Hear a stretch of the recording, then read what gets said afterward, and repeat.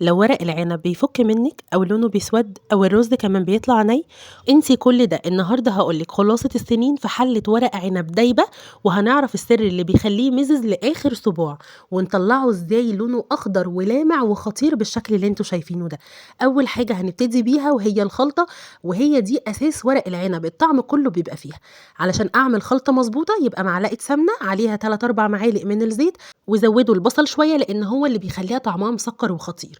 هاقطّع البصل وهاقلّبه كده مع السمنة والزيت لحد ما يبقى لونه دهبي، هانزل عليه بمعلقتين 3 من صلصة الطماطم الجاهزة، وده بس علشان أعزّز لون الطماطم معايا، هاقلّبهم وادّيهم تشويحة وهانزل عليهم بعصير الطماطم الفريش، هاغطّيها بقى واسيب الطماطم تتسبّك معايا، وهاضيف عليها فلفل أسود وكزبرة وبابريكا وكمون، وكمان باضبّط الملح ومكعب من مرقة الدجاج اختياري، وبقى اللي بيدّيها taste حلو أوي وهي نُص معلقة صغيّرة من النعناع. وكمان ما ننساش معلقة صغيرة من السكر علشان تعادل معانا حموضة الطماطم.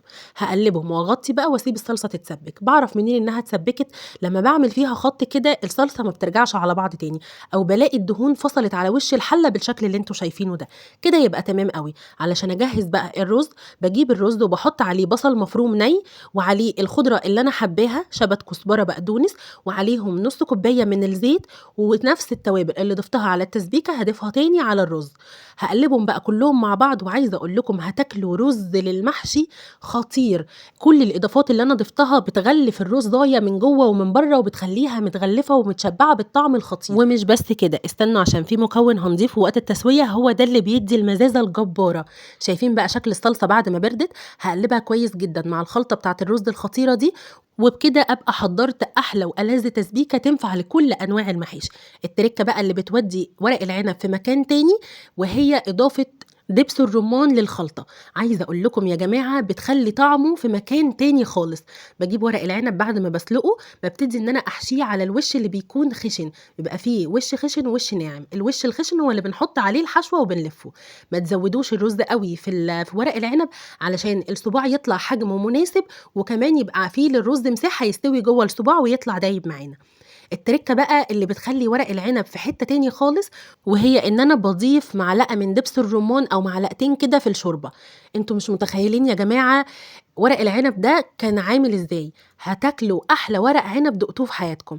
بابتدي إن أنا أسقي ورق العنب بالشوربة ودبس الرمان الخطير ده، وبازوّد الشوربة شوية لإن أنا باحب ورق العنب دايب. قولوا لي بتحبوه دايب والّا بيكون تسويته مضبوطة؟